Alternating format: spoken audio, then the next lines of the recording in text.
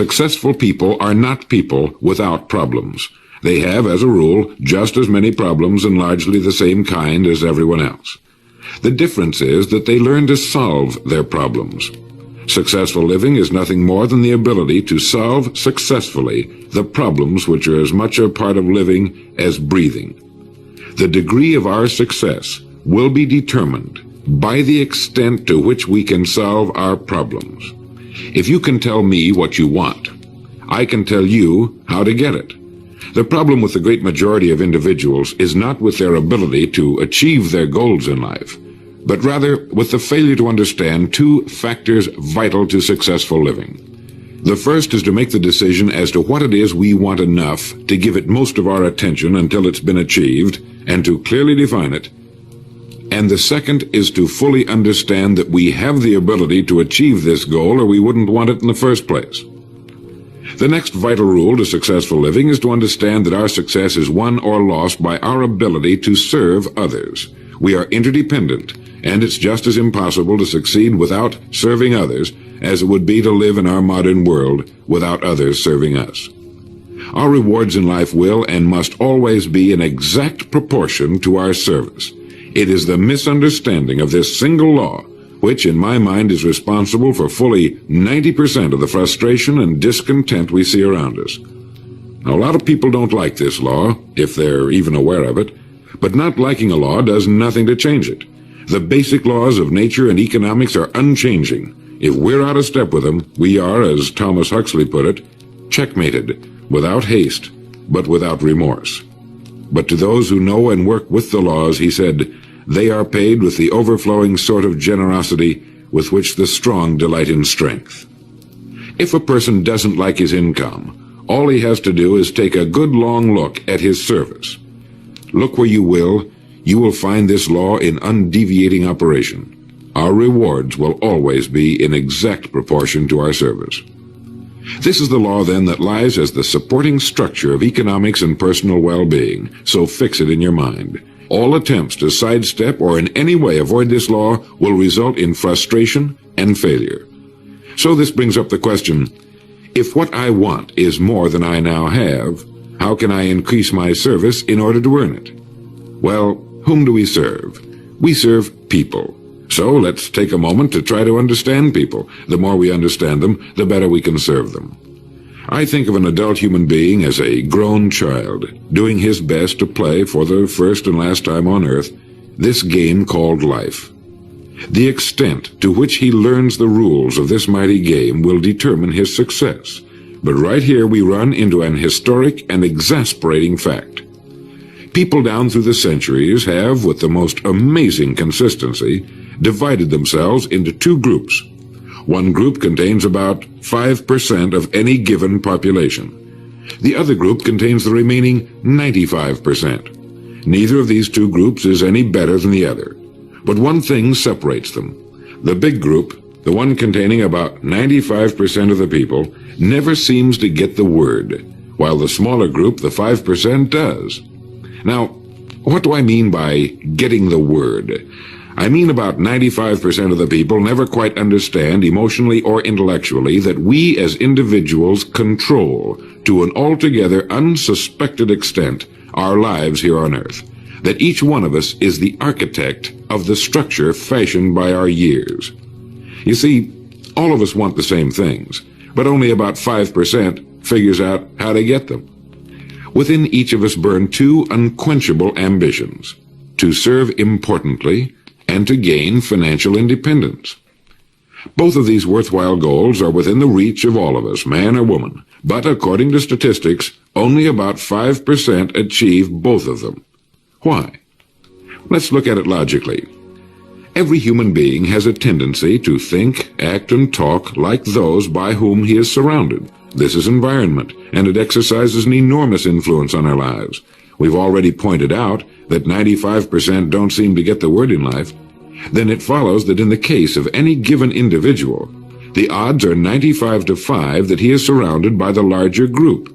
And since a body in motion tends to remain in motion until acted upon by an outside force, that he will continue to conform to his group unless we can do a better job of serving him through knowledge. The failure of most people to live successfully is not caused by their lack of abilities, far from it, but rather in their failure to decide what it is they want, and understanding that our wants are governed by our talents and abilities, and that we are divided into two groups of roughly 5% and 95%, and that it's the 5% group which is successful. So here, let me give you a definition of success which, to my mind, covers the subject completely. Success is the progressive realization of a worthy ideal. That is, anyone who knows where he is going in life is a success. At the moment he makes the decision of what it is he intends to accomplish, of what it is he considers a worthy ideal, he is successful. Once this goal has been accomplished, he is again, by our definition, a failure, until he establishes a new goal toward which to work. To my mind, this is what we as human beings were intended to do, to go through life from one achievement to another, and to finally come to the end of our road here on earth, still reaching, still working toward a new and better plateau on which to stand. For this is to live and live completely, to know as much as we can know, to serve as much as we can serve, to accomplish as much as we can accomplish. Well, since success is the progressive realization of a worthy ideal, why are we faced with only 5% who can be called really successful?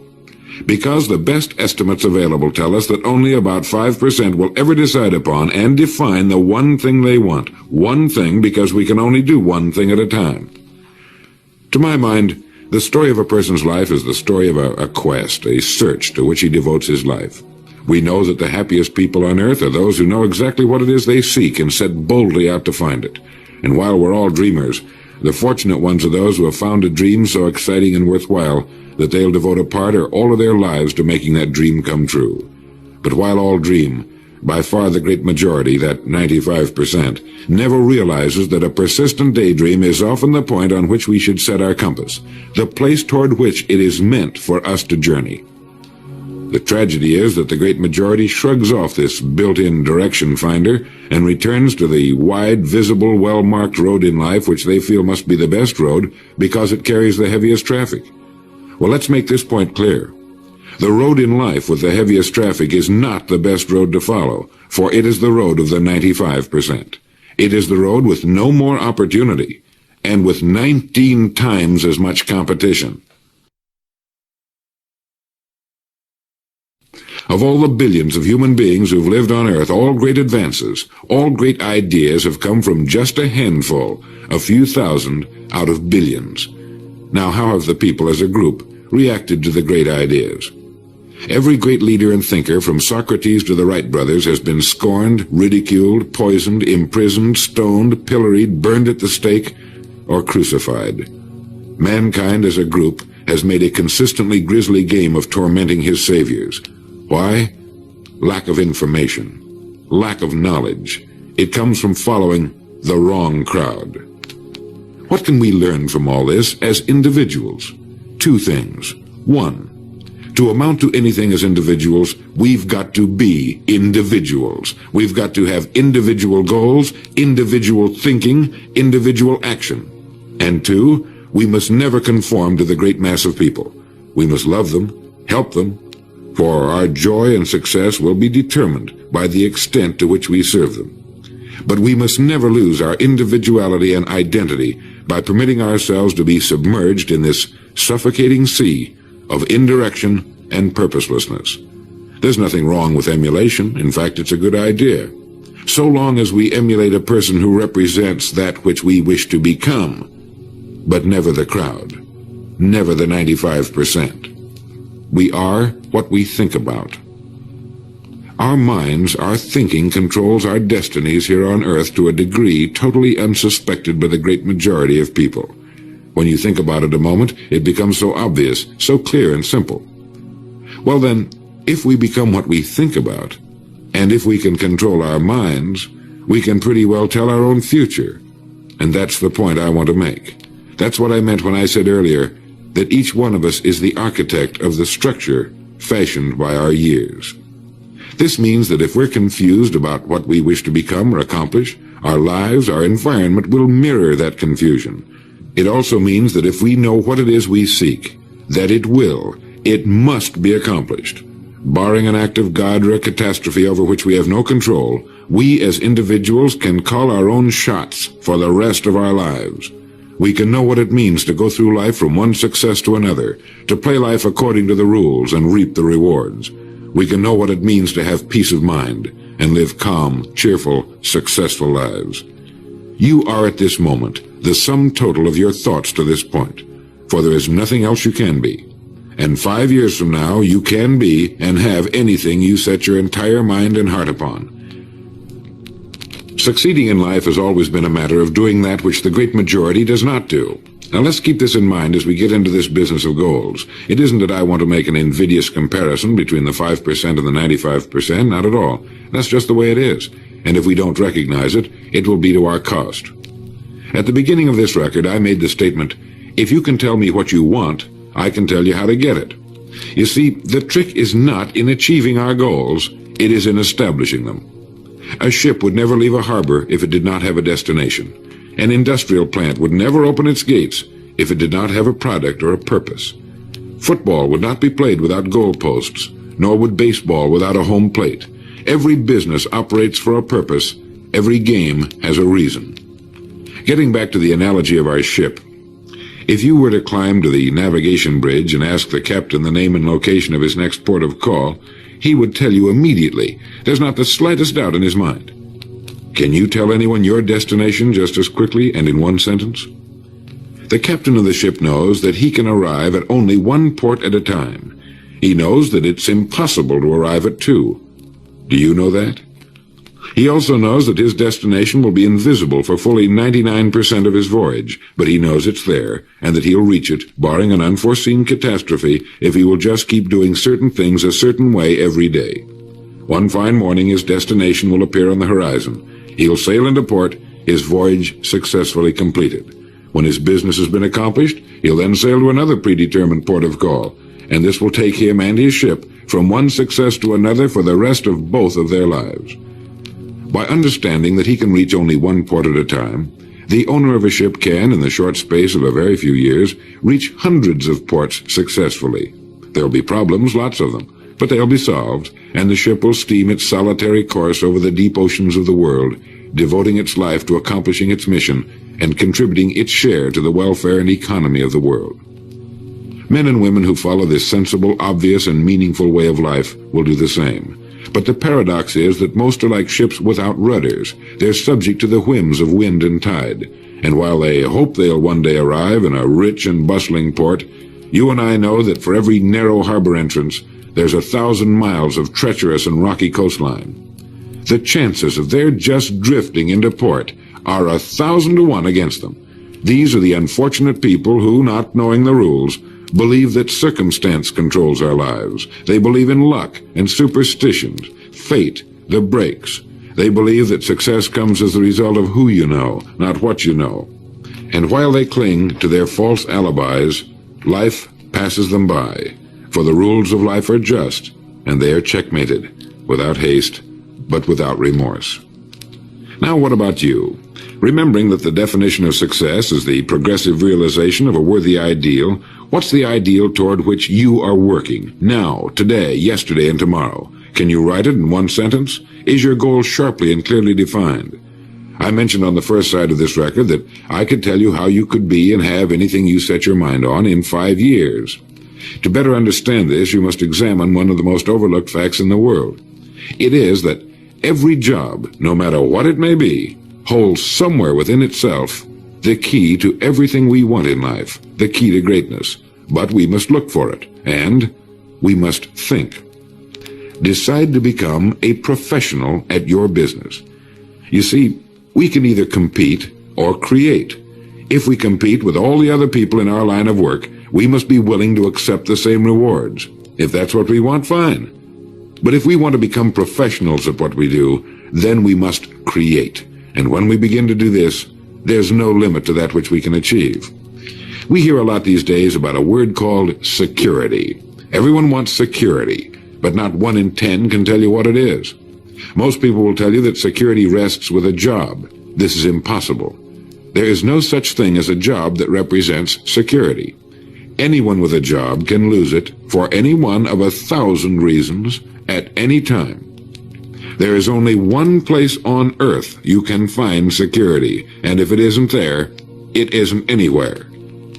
It's inside of a person, never outside. If a man has security inside, where it belongs, his wife and children can feel it when he sits down to eat with them, and they're warmed by it. If a man has security inside where it belongs, you can see it walking down the street, and you can feel it when he enters a room. That's security, and you can't take it away from him. You can take away his money, his home, everything but a wife who's willing to start over, and most of them are, and drop him anywhere in the country. Go back in a year, and he'll be doing just as well as when you found him the first time. You can't keep a good man down, no matter what you do to him. Like cream on milk. You can shake it all day, but just set it down for a while and it'll bounce right to the top again. This man or this woman has security, where it belongs. And do you know where it comes from? It comes from doing what we do for a living surpassingly well. It comes from being a pro in a world of amateurs.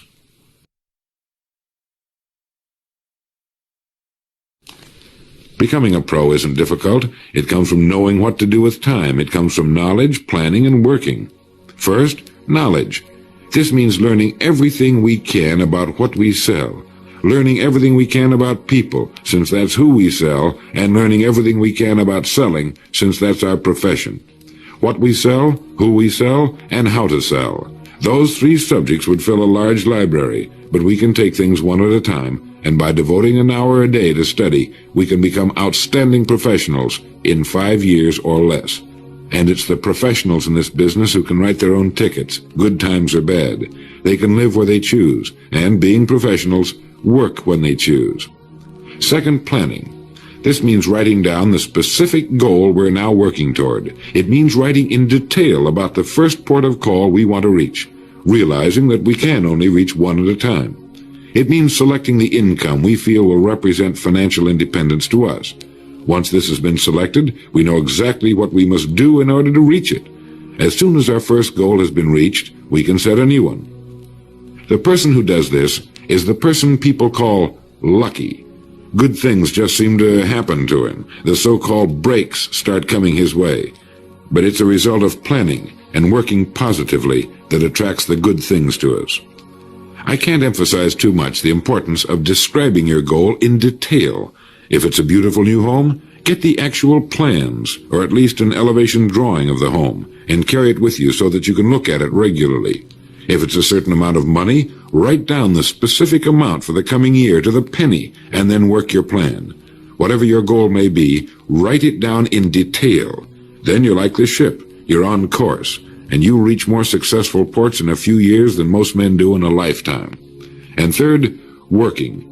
Working more than the average, if we're going to achieve more than average results, is necessary, of course. But with proper planning and with knowledge, it seems easy. Moreover, to work, we need energy, and energy is inextricably linked to desire. Unless we have a desire to do a certain thing, we find ourselves without the energy. But you will never find desire without energy. Once our goal has been crystallized in our minds and we realize that we become what we think about, our doubts vanish as to whether or not we can achieve our desired ends, and with the picture of our dream in our mind, we have abundant energy. Compared with what we ought to be, we're only half awake. Our fires are damped, our drafts are checked. We're making use of only a small part of our possible mental and physical resources. Stating the thing broadly, the human individual thus lives usually far within his limits. He possesses powers of various sorts which he habitually fails to use. He energizes below his maximum, and he behaves below his optimum. And then he wrote, excitements, ideas, and efforts, in a word, are what carry us over the dam. He goes on in this excellent essay to point out that we have deep reservoirs of abundant energy that we habitually fail to use, and that by pushing past the first false feeling of fatigue, we will find an exhilarating second wind that will take us to our goals. This is why in studying the lives of the world's great men and women, we find they seem to be indefatigable. Work meant nothing to them, because what they were doing, where they were going, filled their entire worlds. Frequently, people find it difficult to establish a goal toward which to work.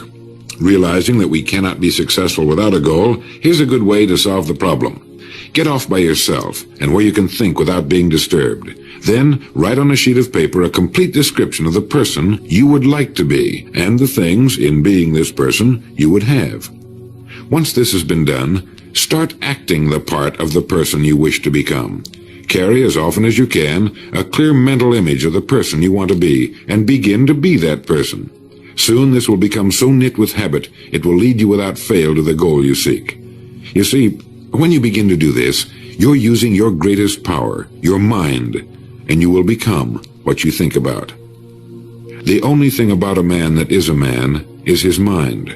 Everything else you can find in a pig or a horse. Think about that line until you know what it means.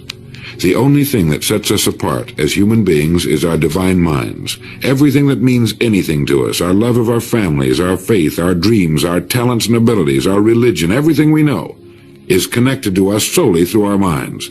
Our minds represent our hope and our future. Yet, as a rule, it is the last place the average person will turn to for help. Your mind contains riches beyond belief, but you must prospect this rich and largely unexplored continent. And the only way it can be prospected is by systematic study and systematic thinking. Your mind is like a muscle. It will develop only to the extent that you use it, no more. By devoting an hour a day to study, you're building your mind into a powerful and creative servant. If you only do this 5 days a week, it comes to 260 hours a year. That's 1,300 hours in 5 years, or the equivalent of 162 8-hour days devoted to study and research. Believe me, if you'll do this, in 5 years you'll be one of the most accomplished professionals in your field, and you'll have the world on a string. You will virtually be able to write your own ticket. The average man works 8 hours a day, about 50 weeks a year, for 40 years. That's time enough to become great at anything. The time will pass anyway. We might as well reap the rewards. So now, let's sum up and reduce the whole thing to a workable formula, a set of rules for this game of life that cannot fail to take us to where we wish to go. The first and most important thing to remember is the rule that controls our life. We become literally what we think about. This means that we must establish a worthwhile goal toward which to work, a goal that will occupy our minds most of the time. This goal should be written out or illustrated. We should look at it and restate our purpose every morning, every night, and as many times during the day as we can. We must fully understand, emotionally as well as intellectually, that whatever it is we set our heart upon will become real in our lives. We must also remember the law that lies as the basic foundation for all economics and personal well-being as well. Our rewards will be in exact proportion to our service, and if we want to get into the top 5% of the people, we must often cut ourselves away from the effects of our environment and become individuals with individual goals, individual thinking, individual actions. We must realize that our daily work contains more opportunities than we could develop in a lifetime, and that our job contains within itself the key to greatness, the road to everything we could possibly want in life for ourselves and our families. We must realize, too, that security can be found in one place only, inside of us. If it isn't there, it isn't anywhere. And the only road to security lies in doing what we do for a living, surpassingly well. And lastly, that we must become professionals at what we do, and that becoming a pro involves knowledge, planning, and working. Knowledge of what we sell, who we sell, and selling. Planning by establishing the goal, which automatically establishes our work pattern. The great salesman is like the great golfer. It looks easy the way he does it, because it is easy the way he does it. But it took time, dedication, and work in its accomplishment. Is it worth it? You bet it is. P.G. Hamilton once wrote, "Let's be different. A strong life is like that of a ship of war, which has its own place in the fleet and can share in its strength and discipline, but can also go forth alone to the solitude of the infinite sea. We ought to belong to society, to have our place in it, and yet be capable of a complete individual existence outside of it. And remember the strangest secret, will you? You are now, and you will become, what you think about."